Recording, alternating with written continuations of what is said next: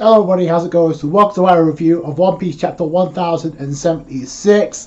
And Oda decides to throw yet another breadcrumb when it comes to like his statement back at Jump Festa about the potential of a clash this year with the ending of this chapter, which I'll get into. This chapter builds up the suspension and tension of a possibility of there being a traitor in the ranks. But I'll get to that as well.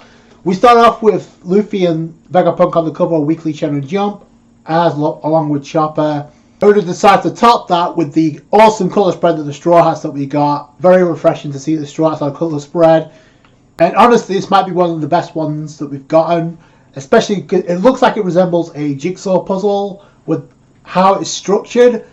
But each of the Straw Hats, by the way, it looks like Jinbei and Frankie from the looks of it are looking real sus, but it is cool. And like I said, it kind of resembles a jigsaw puzzle if you look how it's structured, because we got different sections of the colour spread, and you got Luffy at the top looking cut out, so that's what it reminds me of. You got Luffy and Robin on one section, and you got Zoro, Brook, Sanji and Usopp in one section, in the middle section I guess, and in the end you got Nami holding Chopper along with Jinbei and Frankie looking like tall pervs. Totally not looking like Nami at all. Looking mad sus right now, although I can't say I blame him with the Nami looking like that. But yeah, it just comes off as a jigsaw puzzle, which if that's the case, then it's kind of like a accurate description of what's going on with the Straw Hats in Egghead Island. Not only that, with the arc as a whole of how everything feels like a jigsaw puzzle piece putting together chapter by chapter by chapter, and not just in Egghead Island but also outside of Egghead Island, which I'll get into also. And like I said, it kind of depicts of what's going on with the Straw Hats right now when you consider that they're each in different groups but they're pretty much separated again. Got kind of like a hint of another group of the Straw Hats being confronted by Seraphim, although it's kind of off screen, but it was kind of there. It looks that's to be the case, but I'll get into that. So it starts off with Luffy and Zoro being offered to have Lucci and Kaku team up with them to try and take down the Zephyrims. And what would their response be? So Kaku is kind of like, okay, we'll put the restraints back on once it's all said and done, so without a fight. Luffy being totally casual about this, saying, oh, okay, cool. And Zoro's like, no, you idiot. He's obviously lying. It gets cut short. No pun intended, because Mihawk attacks, and then Zoro and Luffy are forced to actually get Lucci and Kaku out of there. So that follows in line where the Zephyrim are also targeting CP0 as well as the Straw Hats and Vegapunk and the Vegapunk 6. Or in this case, the Vegapunk 7 because of the original. But the attack that Zoro notices Mihawk unleashing, or Zephyr Mihawk unleash, he notices is similar to the one that Daz Bones, Mr. 1, back at Elbaf used against him. So I like how Zoro recognizes that. So it's something that we've seen with the Zephyrim before. They have other abilities from other Devil Fruit users. We saw this with Zephyr and Jinbei using Senor Pink's Devil Fruit ability, and Frankie noticed that too. So here is Zoro. And then Shaka actually pretty much asks CP0, hey, what's your purpose here? What was your mission here? And Lucci just being casual, eliminating all 7 Vegapunks, and Kaku's like, just don't blurt that out. If you look at the interactions here, Lucci gives off these Luffy vibes where the way he responds is exactly what Luffy responds like, only he's not as comical as Luffy. He's a lot more serious, but it just gives me that vibe, so I'm guessing that's the intention here. Especially when Shaka says, hey, you're going to take it out on Stussy once it's all said and done because she betrayed you, and Lucci's like, yeah, of course, because we won't show any mercy. Kaku's like, yo, you're giving them every reason in the book not to like go through with this and actually keep us locked up here. Then it comes to a point where Zoro notices Nami screaming, and that goes back to my point. It looks like the Brook and Nami we saw in the last chapter with Edison. I'm guessing they were confronted by another of the other Zephyrim, because as it's been pointed out, there's 4 of them, and we only seen 3 so far. So that would make sense if it is Nami running into a Zephyrim alongside Brook. So this kind of pushes Zoro, hey, things must be getting wild here. So how are we meant to protect everyone? Then Luffy's like, yo, Shaka, give me the keys. he's going to unlock. He's going to get rid of the Seastone cuss of the CP0 so they can actually team up. And then Luffy has some badass dialogue. It's super casual, but it's like when those 4 guys are out of the way and you realise you can't beat me, you won't be a sore loser and go after my friends with Vegapunks, right? And that's not going to happen. Even Zoro's like, yo, they're not going to fall for a taunt like that. But then Lucci responds in a typical way that Luffy would when he would get pissed off. But look at Luffy, he's super casual here. Lucci's like, yeah, hell no. Like, you're the top priority here. The first chance I get, I'm going after you. Your friends won't get off scot-free either. And Luffy's not giving a response because Seraphim Kuma uses Urusa Shock to like blow up the area. And the cuffs come off. So that's the team up. There's the start of the team up between Kaku and Lucci teaming up with Zoro and Luffy. It blows up even more of the lab that was already partially destroyed. So the shock wave causes more destruction. Luffy goes into Gear 4 and Lucci goes into his zone form. Noticing he doesn't go into his hybrid form yet. But I like this moment for a reason. And it's very subtle, but as Luffy's about to attack, Luffy's like, he apologizes to Bonnie, who's not even there, by the way. It's like, because Seraphim Kuma looks like Bonnie's dad, so I like the fact that Luffy's apologizing before he attacks, even, like I said, with Bonnie not even being there. Both Lucci and Luffy attack with Calm Gun, I guess, both of them.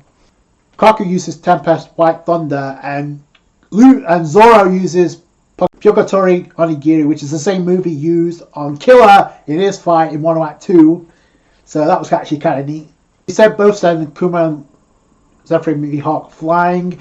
Noticing he cuts away, so we don't know if that fight's continuing, but that's where it leaves off. And then it goes into another intriguing part of the chapter, where it builds up intrigue because we see 3 groups of Cyclopole, and it's actually cool that Oda kind of tied up this loose end here, because when Lucci was in communication with the Shock when they first arrived, he was talking about 3 groups of Cyclopole investigating, going missing. So this is good that Oda cleared this up. Now we don't know where that is, but they were talking to Vegapunk. They was like, oh, we thought you were behind this. And we see him as Vegapunk in silhouette, but then we find out he's been chained up, he's been shackled up. So he's obviously been captured too, but he's not inside the containment area where the Cyclopole agents are. And this goes back to what I said in the last review, where I said that it couldn't be the actual Vegapunk giving the Seraphim the commands, because why would he do that after already asking Luffy? He wants to be taken away from Egghead Island. So, and also if you notice that Dr. Vegapunk looks like he's been attacked as well because he's bleeding, which I also mentioned in the last review. I thought it's very interesting that we haven't seen Vegapunk since before Bonnie was checking out Kuma's memories, after she was spat out of the memory bubble paw of Kuma. We didn't see Vegapunk at all anywhere in that area. So obviously he was attacked within that time frame, and we haven't seen him until now. My other question is what happened with Bonnie, but I'm not too worried about that, because if Vegapunk was attacked and taken at the same time, was Bonnie attacked as well, or did nobody notice Bonnie was there because she was also in the memory of Kuma at that point in time? When Vegapunk's addressing the Cypherpole agents, he's like, oh, I'm sorry, I had no idea you guys were held here. This was going right underneath my nose, which tells you everything you need to know. This is an inside job, a traitor in the ranks, because if Vegapunk didn't do it, then who else did? I still think it's somebody with Vegapunk's DNA that's been plotting all this, especially considering these Cypherpole agents inspected the island long before the Straw Hats and Bonnie got there. So this has been going on for quite a while. Not only that, they've been leaking information to the world government about the research into the poneglyphs. That should have been impossible, and spat that information off to the world government. And now they're on the attack. And Oda decides, we get a scene of where we have a member of the Navy being addressed, like, we have 100 ships en route for Egghead Island. Like, I'm guessing that's Kizaru along with Saturn, because he was asking for a fleet of ships. So 100 ships are heading their way.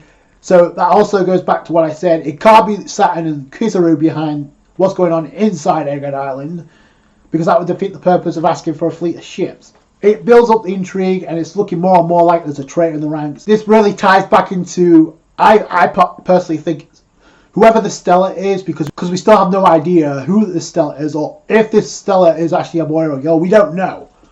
But it was just name dropped, and we haven't seen Stella. And like I mentioned in the last review, nothing about that comes up except for the girl who was in One Piece film Gold, and that was back in 2016, and it's non-canon anyway.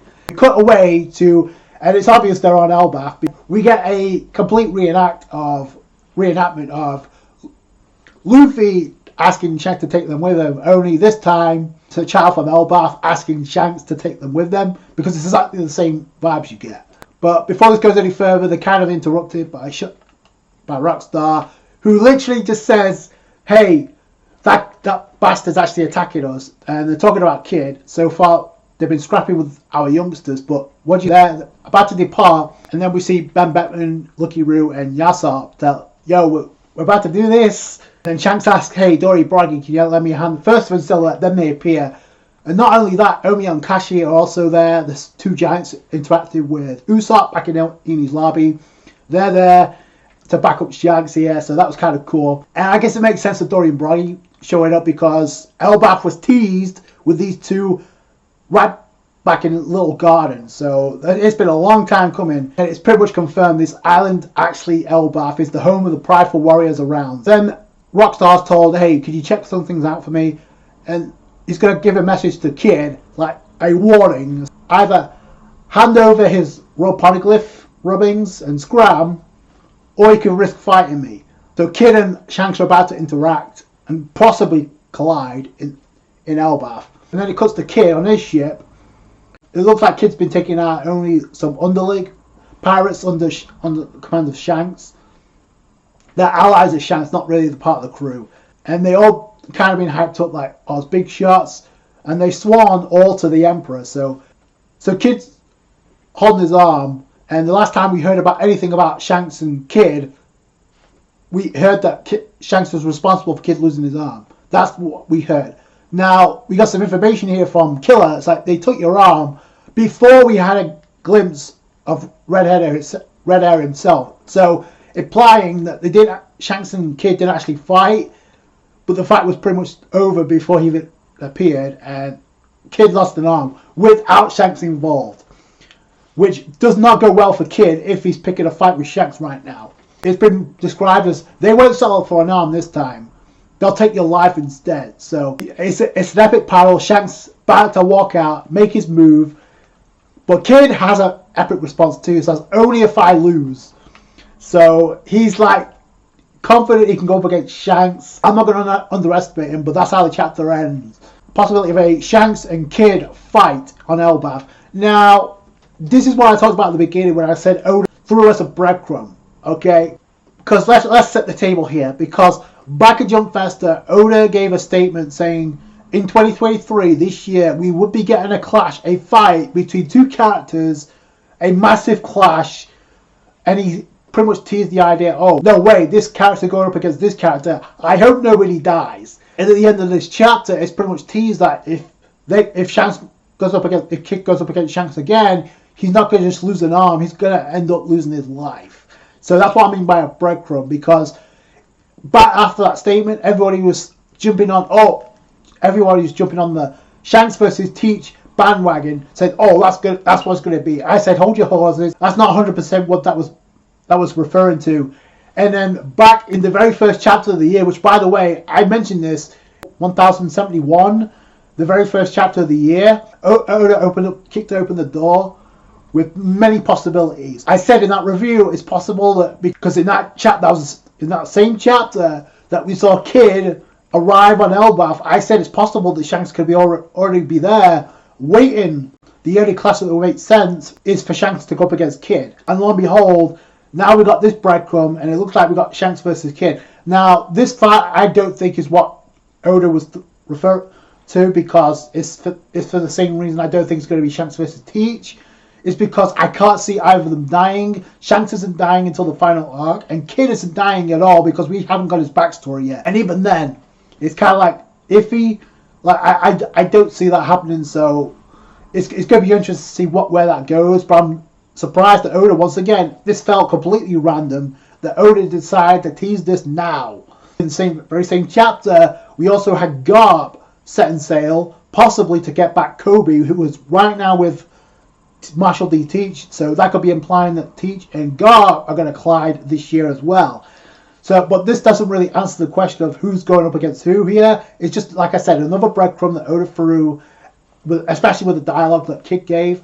If Shanks, what was Shanks doing on Elbaf in the first place? That's number one. It kind of looks like that Elbaf is under the jurisdiction of Shanks. That's part of his territory. That's what I get. That's the vibe I get. Because other than that, what other reason does he have to be there? Now, the other interesting thing to note here is like Shanks gave the ultimatum, hey, tell Kid, either hand over the copies of the Raponeglyph, I'm guessing that he got from Wano, or he could risk fighting me. And if it seems familiar, it's because Teach asked Law the very same thing before they clashed. I want the copies of the Raponeglyph you got from Wano. So it could be something similar to where we get Shanks and Kid, and the same thing with Law and Teach that happened. We don't know if that fight's still taking place, by the way, because we haven't got next to nothing of any information about that.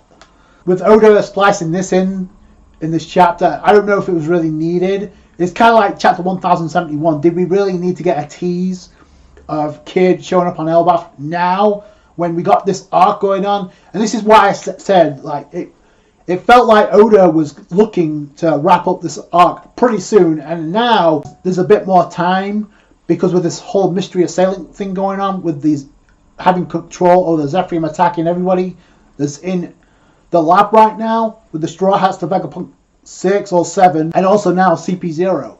So that's a way of extending things. So I'm wondering how much longer we got to go before we actually get to Elbaf, because all signs pointing to Elbaf being the next major arc, a Wano type arc, if you will. And by the way, that got as much, if not more, foreshadowing as Wano did. I don't see Oda jumping back and forth with this. Oda decided to sprinkle this in for a reason, but we still got business to attend to. Right now, we've got a Seraphim encountering a group of the Straw Hats. It looks like the group with Brook and Nami because of Nami yelling, but it could be something else. We don't know. Another group that also got encountered by a Seraphim Boa Hancock was Frankie, Usopp, and Lilith. And Yoko immediately got turned to stone by Seraphim Boa Hancock. Frankie actually asked, can we fight back? And Lilith in the last chapter responded, no, because we don't stand a chance. But I feel like they're going to anyway, just because it gives Frankie something to do, who has... This is going to be his arc to shine. If he gets any arc to shine, it's going to be here. He's heavily tied with Vegapunk. He's a fanboy of Vegapunk, so it's a perfect opportunity for Frankie to get some shine. And by extension, Usopp will also get some shine as well because he's involved with this. And if there's any Straw Hat that needs any type of shine after Wano, it's Usopp. Shanks' crew being on Elbaf. And I mentioned back in when I reviewed chapter 1066, intrigue of Robin and possibly her journey, learning about the Void Century and bumping into Soul again. There's going to be a mass of reunions on Elbaf after this chapter, because not only are we going to Soul and Robin, but we potentially could get, if the Red Eye Pirates are still on Elbaf by that point, the Straw Hats pull out, we could get Yasopp and Usopp reuniting. On top of that, Usopp's going to have a heavy involvement with Elbaf, just because it's the home of the Pride Warriors, and Usopp's dream is to be the brave warrior of the sea, so that coincides with Usopp's dream as well, don't you think, on Elbaf? A lot of people are thinking this. It's been years in the making. It would make perfect sense. You'd also tie up Robin's journey. This pretty much all started with Dory and Bragi interacting with the Straw Hats on Little Garden, so it makes sense that with two giants that we get shown once we actually get an Elbaf. So it's hard not to think that Elbaf's going to be the next arc, which my point to this is, if that's the case, then I don't see it necessary for there to be somebody of the Straw Hats being captured. There's a possibility of it happening. I don't know if that would do the Straw Hats any favors. Like I said, there's a lot of loose ends, and it really does feel like a jigsaw puzzle with Oda putting different pieces in each chapter. And I wonder if that's really the original plan here, if that's really the plan of Oda, to like sprinkle, because he literally did this 2 chapters ago with the reveal of Vivi still being fine, but only with I feel like, was that really necessary right now? Because this is something you would expect going up at the end of the arc, but I kind of feel like we have to get a reveal of Stella, who Stella is. The longer Oda waits for it, and my money's on Stella being behind all this when it comes to like controlling the Seraphim, but possibly having DNA of Vegapunk, because who else could it be at this point? But the longer he leaves this and it ends up being a new character, at this point in the arc, unless it's somebody we've already seen, it's not going to have much impact. It's not really that conclusive, but Stella has to be somebody we've already seen. I don't know how you guys feel about this, but that's just my thought on that. Especially considering we're on break next week, so the longer Oda leaves this, the less impact it's going to have if it's somebody new that we haven't seen before, which would make no sense. Oda teasing us again with Elbaf and a possibility of Shanks crossing paths with Kid. I did say there's a possibility of Shanks bumping into Kid, so Oda could go in a completely different direction for this arc. I'm real curious to see what the end game here is with Vegapunk. Interestingly enough, we haven't seen, this is the second chapter in a row, we haven't seen Barney, which I feel like, I don't think Barney was attacked. Has her own thing going on right now with finding out about her father's memories so she can come to a conclusion and make a decision what she does here. Obviously going up against the world government. Like I said, I did like that tidbit when Luffy and Lucci are about to attack Pacifista Kuma or the Seraphim Kuma. Luffy did apologize to Barney, even though she wasn't there, so I thought that was actually really cool on Luffy's behalf. It's hard not to think about Luffy and Juri Barney not joining forces and being allies after this arc, because all signs point towards it. Now Oda could do something crazy, but I don't see why. So this ending of the chapter with Shanks on Elbaf and Kid possibly clashing with Shanks definitely felt random, much like the whole Vivi reveal. I thought that felt random, out of place. Was it needed? Probably not, but we got this, so... And I'm wondering how long it's going to be before we actually get this. So that's going to be crucial as well. So let me know what you guys think down below. Those are my thoughts. So that's going to do it for you guys. Thanks for watching. Like the review if you did. A thumbs up. I appreciate that. Subscribe to One Piece. Catch you guys later. Thanks guys. Bye.